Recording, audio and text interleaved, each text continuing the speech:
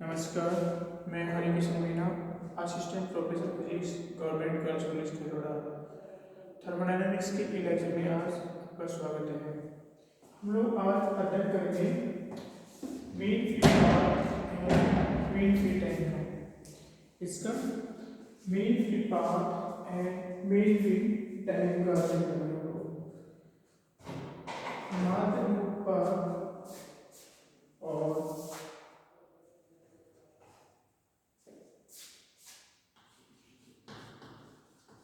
माध्यम मुक्त पथ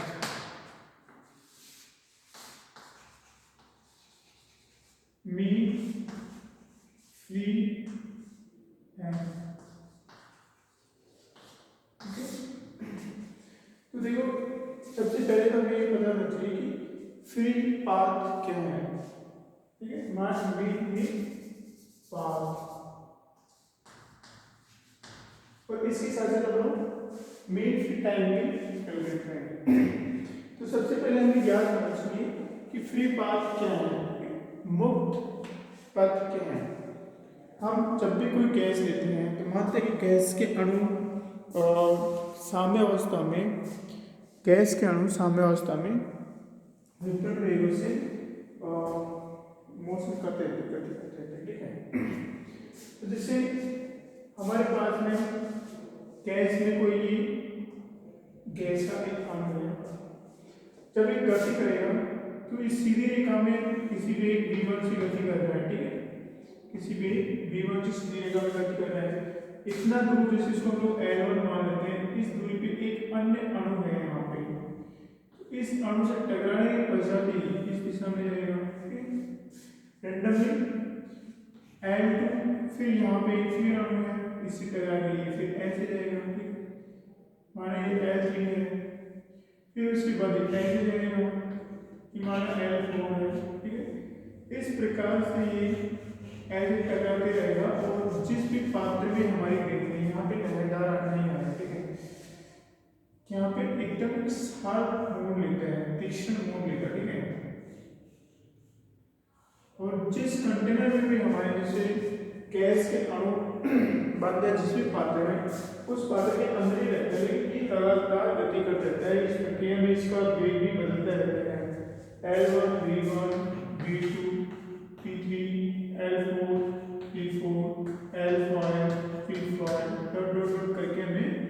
ये Ln है। ठीक है, क्या है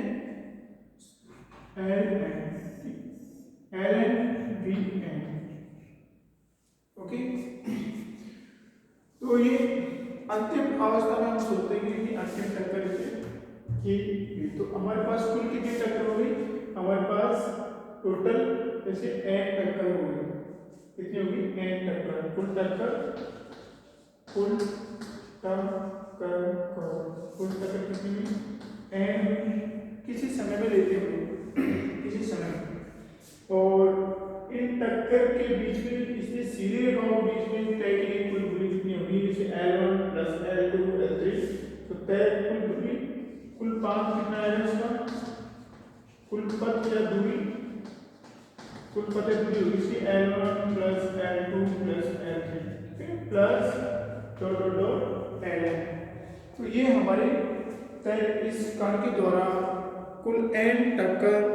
के पश्चात अगर इसने किसी समय अंतराल में कुल n टक्कर इसको दूसरे अणु को इसने n टक्कर दी है, दूसरे अणु से कोलिजन, तो ये n, तो इस समय में या एक टक्करों के करने के अंतराल में, ठीक है, जब तक हमारा कण n टक्कर का रहता है उस उतने ही समय में ये इतनी दूरी सीधी दूरी चल रही है। ठीक है, देखो जब कण हमारा यहाँ से पहले टक्कर करता है, ठीक है, दूसरे कण से टकराता है, तो उस समय में संघट करता है। ठीक है, कोलिजन तो संघटन होता है, जब ये यहाँ से चलता है तो यहाँ पे जाके किसी दूसरे अणु से संघटन करता है, तो उस समय में इसका जो पथ होता है एकदम सीधी रेखा होती है और इसको हम लोग क्या कहते हैं, मुक्त पथ कहते हैं। तो जो मुक्त पथ क्या होता है, किन्हीं क्रमागत दो टक्करों के बीच में, ठीक है, जैसे ये टक्कर यहाँ पे लगा, दूसरी टक्कर यहाँ पे लगा, तो किन्हीं भी दो क्रमागत टक्करों के बीच में हमारे अणु द्वारा या कण द्वारा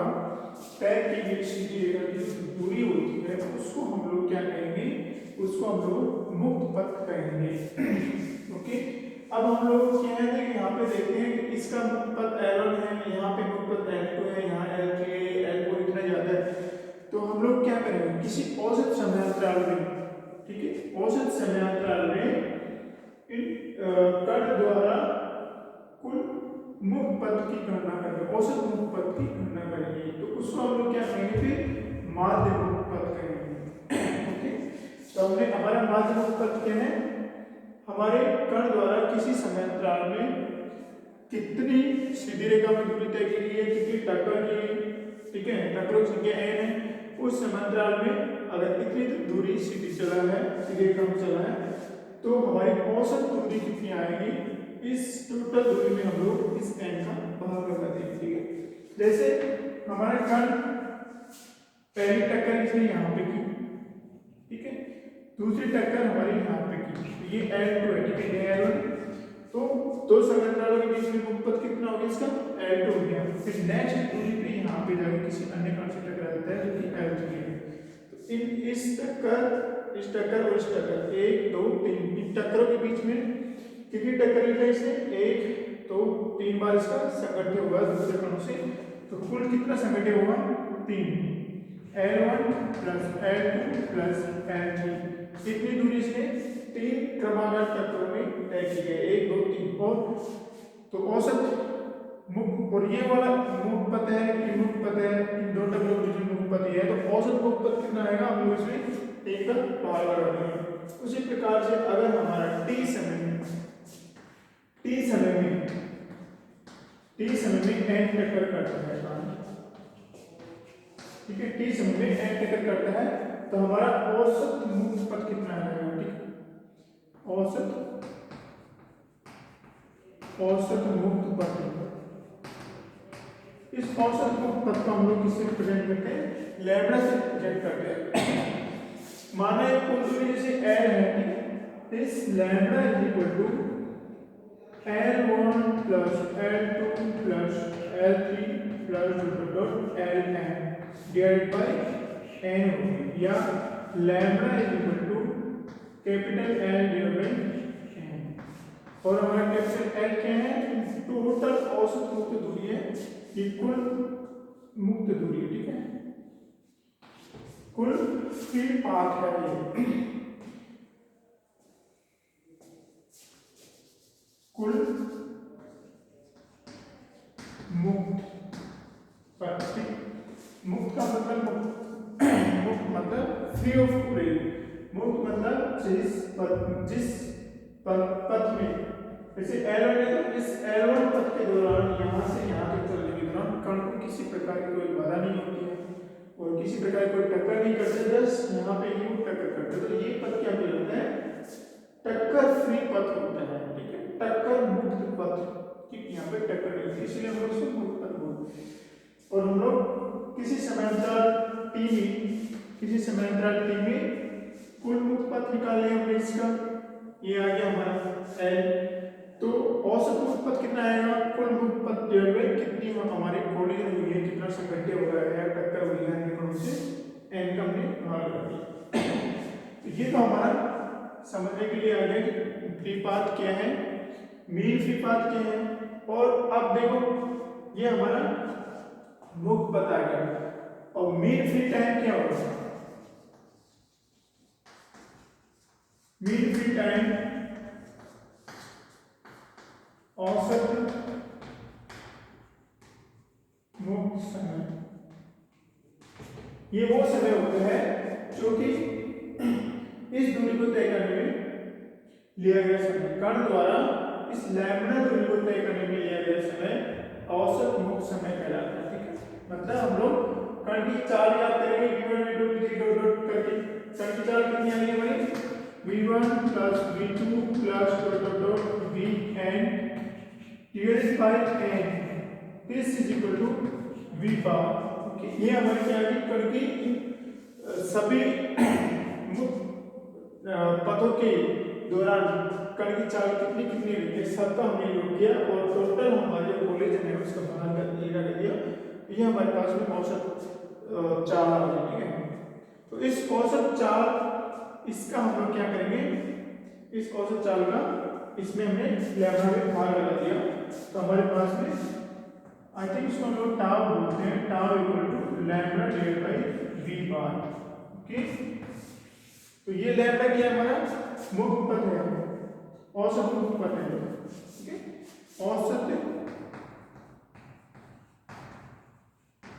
औसत मुक्त पद, औसत मुक्त पद क्या है, लैम्डा है हमारा और हमारा औसत मुक्त समय, औसत मुक्त समय की हमारा टाउ है, ठीक है। तो ये हमारे इसकी समझने के लिए औसत मुक्त पद क्या है, पहले तो मुक्त पद क्या है,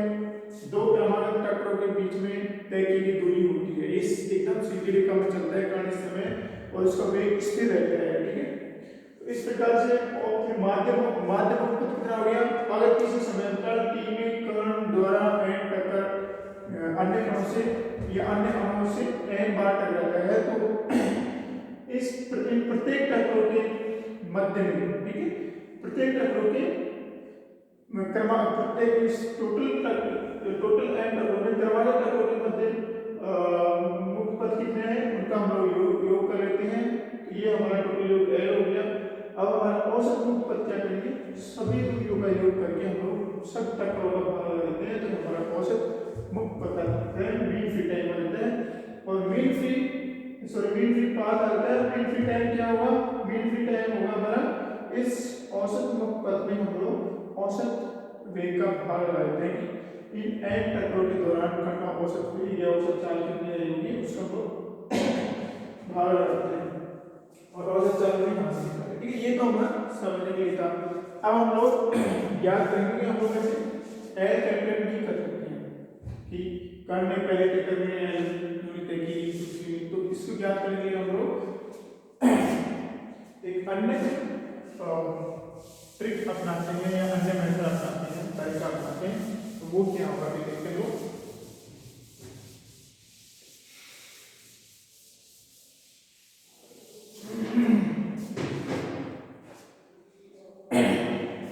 माना कोई पात्र है हमारे पास में, ठीक है, जैसे हमारे पास में फॉर एग्जांपल एक पात्र है, इतना बड़ा पात्र ले लिया, ठीक है। इस पात्र में कोई गैस भरी हुई है, इस गैस के जो एकांक आयतन है, ठीक है, एकांक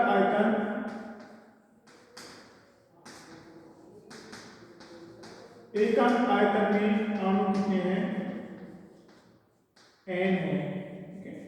एकांक आयतन में अणु कितने, एन, और ये एन क्या आएगा हमारा, दिस एन इक्वल टू कुल एन डिवाइड बाय वी, ठीक है। एन क्या है उस जो हमने थोड़ी देर पहले पढ़ा था, तो समझने के लिए था। हम लोग अब नया एक मेथड देखते हैं किस प्रकार से मीन फ्री पाथ और मीन फ्री टाइम ज्ञात करते हैं। माना कि इस पूरे बॉक्स के अंदर किसी गैस के एन अणु हैं कुल और इस बॉक्स का आयतन कितना है, v है, और इस बॉक्स तब बॉक्स में एकांक आयतन अणु कितने होंगे, n होंगे, स्मॉल n, जो कि हमारा n equal to capital N divide v होगा। माना गैस के एक अणु का व्यास, अणु का व्यास कितना है, एक अणु का व्यास है d है, ठीक है, एक अणु का व्यास d है। अब देखो जैसे हमारा एक अणु है, इसका व्यास कितना है, इसका व्यास है d है, ठीक है, इसकी ये व्यास कितना है, ये d है। जब ये सीधी रेखा में चलता है, ठीक है, जैसे यहाँ पे एकदम सीधी रेखा में चला, ठीक है, सीधी रेखा में चला और यहाँ पे जाके यहाँ पे इसने किसी दूसरे अणु को टक्कर लगा, ठीक है। ये अभी भी d ही है इसका व्यास, क्योंकि व्यास बदलेगा नहीं। तो ये किस अणु को टक्कर लगाएगा, सपोज तो ये ऊपर वाले अणु को टक्कर लगा दीजिए यहाँ पे, ठीक है, या फिर यहाँ नीचे वाले अणु की यहाँ टक्कर लगाई या इधर लगाई, वाटेवर, ठीक है। पर हम लोग इस पथ को ज्ञात करना चाहते हैं। सपोज करो ये हमारा मुक्त पथ है और ये कण क्या है, किसी औसत चाल v बार से गया और t समय में इसने कितनी दूरी तय की, तो ये क्या गया vt दूरी तय कर ली इसने। ओके, तो कण औसत चाल v से t समय में कितनी दूरी तय की और इतनी दूरी तय करने के पश्चात ये किसी कण से टकरा गया। सपोज तो यहाँ टकरा गया या यहाँ पे टकरा गया, तो क्या होगा, ये कण उसी कण से टकराएगा, एक अणु उसी अणु से टकराएगा जो इसके केंद्र से यहाँ तक, इसके केंद्र से कितनी दूरी पर स्थित होगा, इसके केंद्र से ये डी ए, ये दूरी है हमारी, देखो इतनी दूरी हमारी, ये दूरी कितनी होगी, ये दूरी है हमारी d/2, ठीक है, इसकी रेडियस कितनी आएगी d/2, तो ये हमारी d/2 होगी यहाँ पे, और ये भी d/2 यहाँ से यहाँ तक की, यहाँ से यहाँ तक की भी d/2, और यहाँ से यहाँ तक की भी हमारी d/2 होगी। तो ये कण, ये अणु उसी अणु से टकराएगा जो इसके केंद्र, जिसके केंद्र की दूरी, ये दूरी इस दूरी से कितनी होगी, d होगी, कितनी होगी, d होगी, ठीक। या यहाँ पे ये उसी से टकराएगा, इसके केंद्र से इस अणु के केंद्र की दूरी कितनी होगी, ये भी d होगी, तभी टकराएगा, ठीक है। देखो ये हमारी कितनी आ रही है, इसकी रेडियस है, इसकी क्योंकि सारे अणु एक समान है, हम लोग मानते हैं सारे अणु कितने हैं, गैस के अणु आइडेंटिकल है, अर्थात उनका व्यास एक समान है, उनका आकार जो भी है एक प्रकार के, इसलिए एक प्रकार की गैस है। तो जैसे ये हमारा व्यास d है, तो इसकी रेडियस कितनी है, d/2, तो इसकी ये रेडियस d/2, इधर भी d/2, ये भी d/2 और ये भी d/2, तो इसके केंद्र से इस अणु की दूरी कितनी होगी, d होगी, क्योंकि d/2 d होगी, और इसके केंद्र से इसके केंद्र की दूरी कितनी होगी, d/2 + d/2 दैट्स d, अर्थात ये अणु उस अणु से ही टकराएगा, ठीक है, t समय में ये सीधी रेखा में चलने पे ये उस अणु से ही टकराएगा जिस अणु के केंद्र की दूरी इसके केंद्र से कितनी हो, d दूरी पे हो, ठीक है। तो देखो यहाँ से यहाँ तक जाने में हमारा अणु केवल उन्हीं अणु से टकराता है जो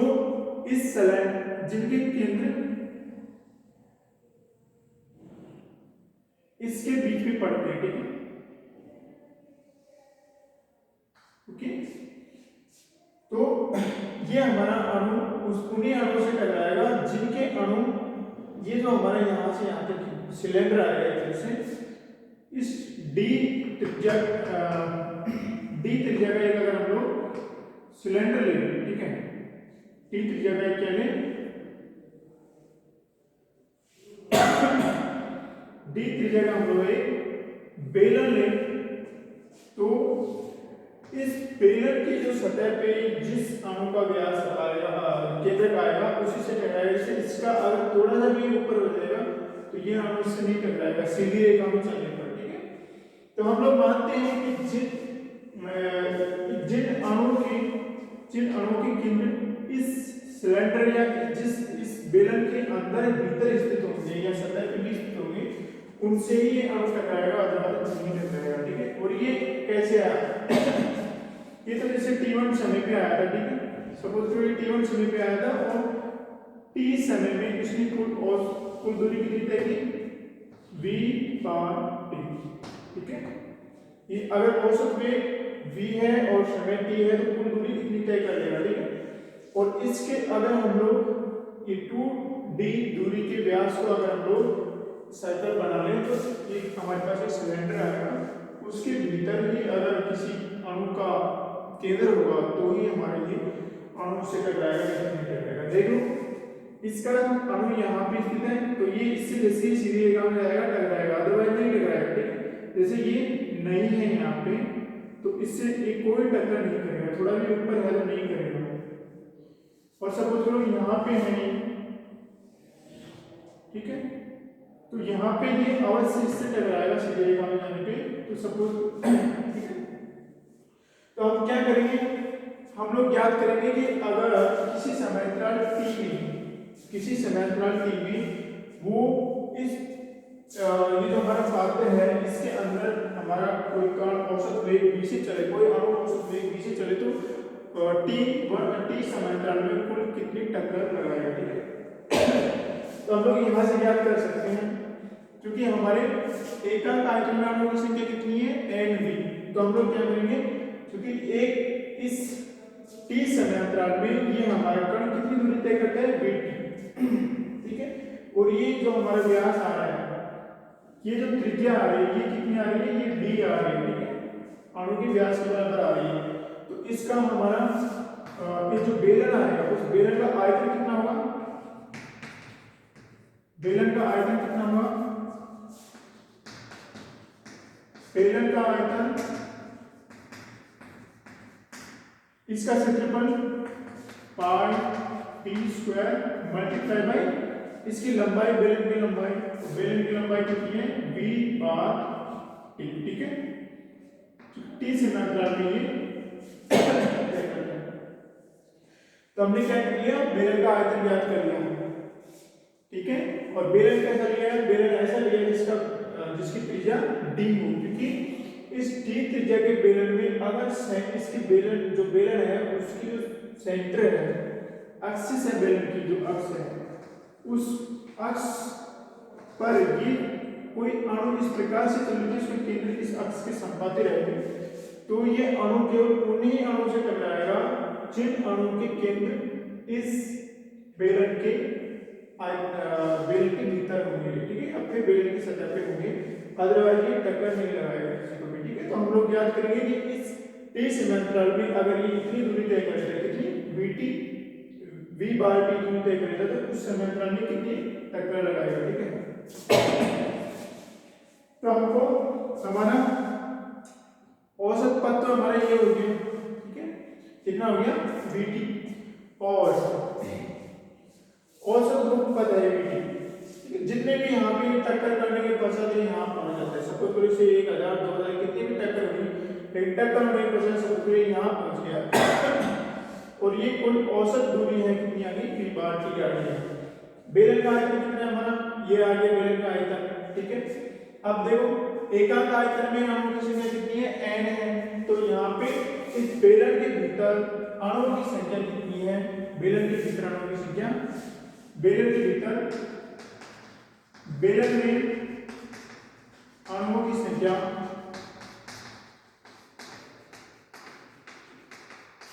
कि बेलन में अणुओं की संख्या कितनी आएगी, आयतन मल्टीप्लाई बाई इस n, ठीक है। तो इसको हम लोग क्या करेंगे,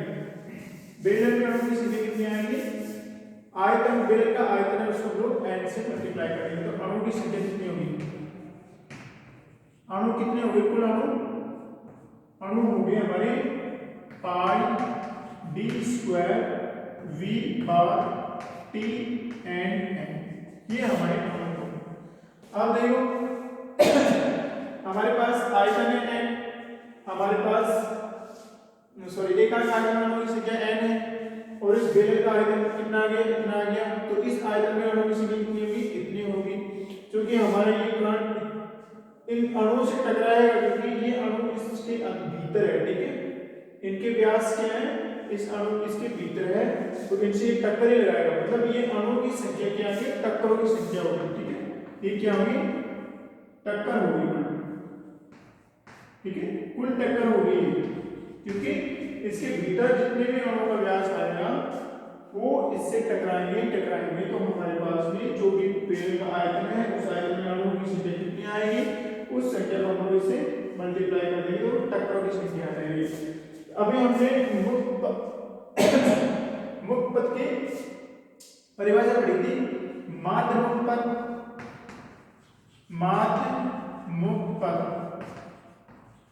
माध्य मुक्त पद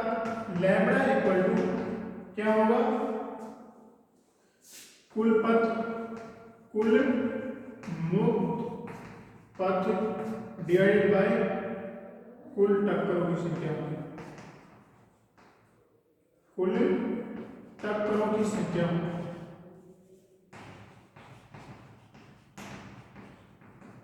ठीक है, तभी तो हमारा माध्य मुक्त पद आएगा, क्योंकि टक्कर करने के पश्चात कुल माध्यम पद कितना आ रहा है हमारा, सॉरी कुल पद कितना आ रहा है, p बार t आ रहा है, और कुल टक्कर कितनी है, इतनी टक्कर है, तो हमारा लैम्डा कितना आएगा, दिस डिवाइडेड बाय दिस आ जाएगा, ठीक, सॉरी vt डिवाइडेड तो हमारा लैम्डा कितना आ जाएगा, कुल मुक्त पद कितने हैं, v बार t, ठीक, यहाँ से यहाँ तक कर देना t समय में, और कुल टक्कर कितनी है हमारी, ये हमारी कुल टक्कर है, ये हमारी कुल टक्कर है पाई d square N v bar t, ठीक है। तो देखो ये v बार t से v बार t कट जाएगा, तो हमारा लैम्डा कितना आ जाएगा, हमारे पास में जो लैम्डा आएगा, lambda equal to 1/1 pi d square n, तो ये हमारा क्या आ गया, माध्य मुक्त पद आ गया, ठीक है, मेन फ्री पाथ कितना आ गया, लैम्डा आ गया। तो हम लोग इसको यहां से मिटा करते हैं,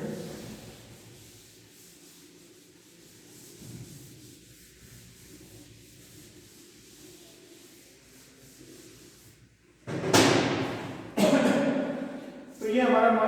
मेन फ्री पाथ आ गया माध्य मुक्त पद। लेकिन क्लॉसियस और बोल्ट्जमान के अनुसार ये क्या है, क्लॉसियस और बोल्ट्जमान के अनुसार,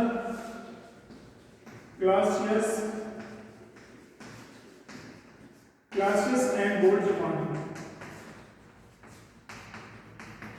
क्लॉसियस और बोल्ट्जमान ने बताया कि ये इतना नहीं होता है, ये होता है हमारा 3/4 पाई d स्क्वायर n होता है, ठीक। तो CB के अनुसार क्या होगा, ये lambda equal to 3/4 pi d square n, ठीक है, किसके अनुसार, CB के अनुसार, C एंड B के साथ। लेकिन मैक्सवेल ने क्या किया, मैक्सवेल ने वेगों के वितरण के लिए एक नियम दिया, और उस वितरण नियम के अनुसार ये जो हमारा मैक्सवेल ने वेगों के वितरण नियम दिया, और उसके अनुसार उसने पाया कि ये इतना नहीं होता है, ये होता है हमारा 1/2 पाई d स्क्वायर n, और ये हम लोग इसी को कंसीडर करते हैं lambda equal to 1/√2 pi d square n, ठीक है। ये किसने दिया, मैक्सवेल ने दिया, वेगों के वितरण नियम के अनुसार इसने दिया, हम लोग इसी को कंसीडर करते हैं। अब हमारे पास जो जिसको मान हम लोग मान फॉर्मूला मानते हैं, ये वाला मानते हैं, और इसके हिसाब से लोग इस मेन फ्री पाथ है उसके अन्य रूप ज्ञात करते हैं। मेन फ्री पाथ के अन्य रूप क्या क्या है, जैसे हमारे पास जो गैस है, ठीक है, उसके एकाकार परमाणु कितनी है, n है, ओके। तो गैस का जैसे गैस का घनत्व, गैस का घनत्व,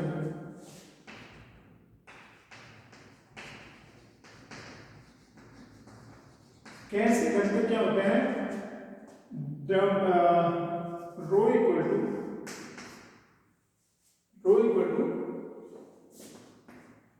द्रव्यमान डिवाइडेड बाय आयतन,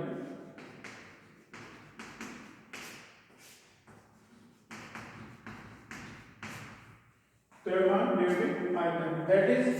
किसी कुल द्रव्यमान हमारा जैसे फॉर एग्जाम्पल कैपिटल M और आयतन हमारा कैपिटल V, ओके। तो ये हमारा रो आ गया, ओके। और जैसे हमारे पास में एकांक आयतन परमाणु की संख्या n है, एकांक आयतन परमाणु की संख्या कितनी है, n है, या ओके, जैसे हमारे पास में ये हमारा होगा n small n okay, small n, और जो हमारा n है वो क्या है, एकांक आयतन में अणुओं की संख्या है, एकांक आयतन में अणुओं की संख्या है। जैसे किसी एक अणु का द्रव्यमान m है, एक अणु का द्रव्यमान m और कुल अणु कितने हैं, जैसे n अणु, ठीक है। तो ये हमारा एम को एन से मल्टीप्लाई करने पर हमारे क्या आएगा,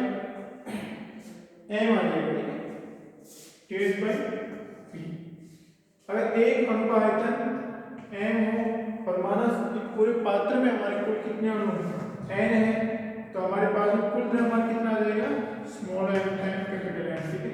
ये हमारा कुल द्रव्यमान एम हो गया। देखो यहाँ से हम थोड़ा कैलकुलेशन करते हैं, M capital M divide by we,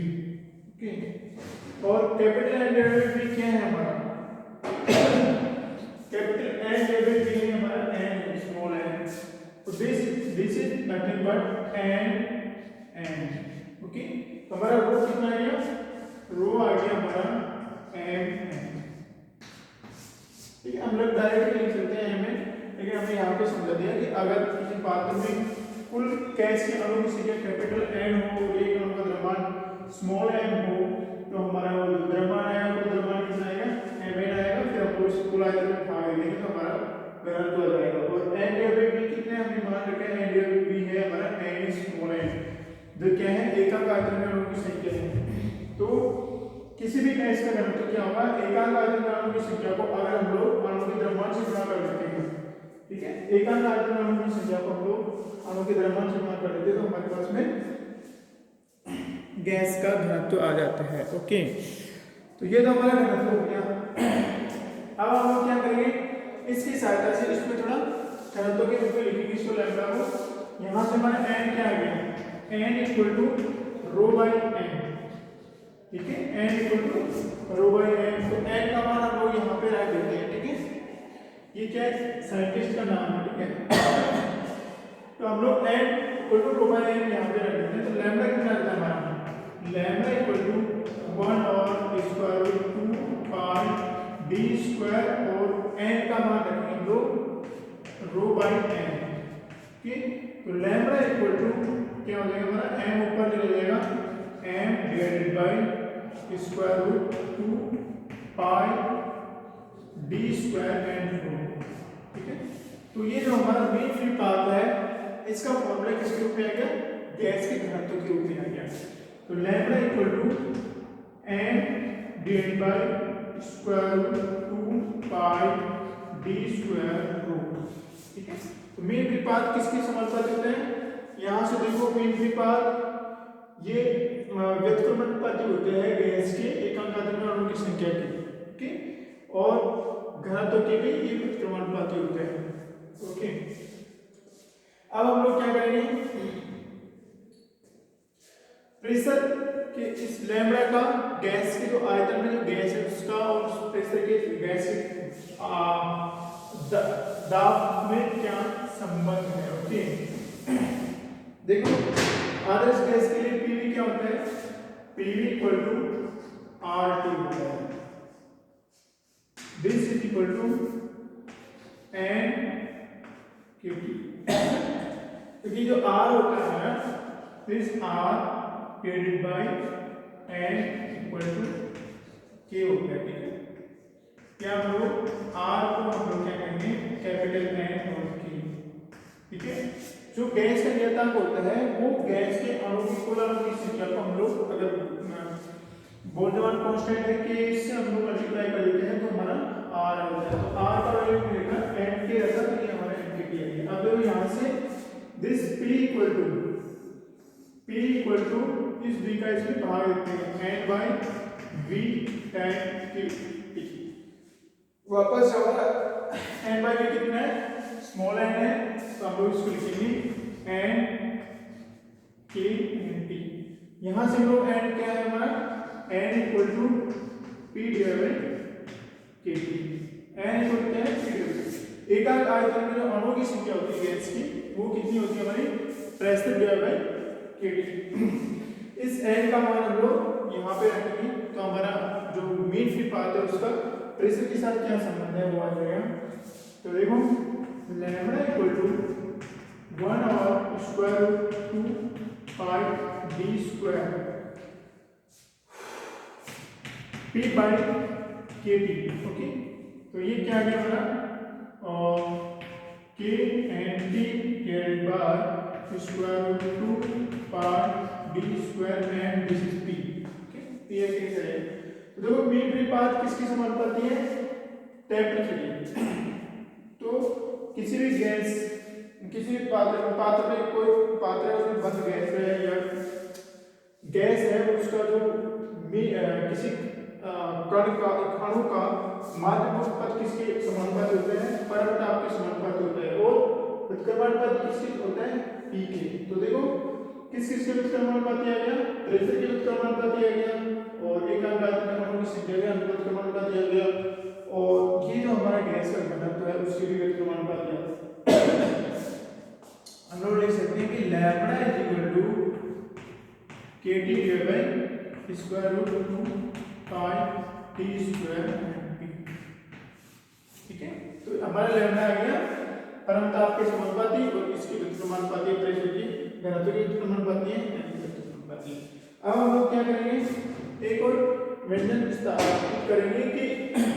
mean free time क्या होता है? मीन फ्री टाइम ये होता है कि माध्यमिक पद है उसमें हम लोग उसका औसत वेग का भाग ले लेते हैं तो हमारा मीन फ्री टाइम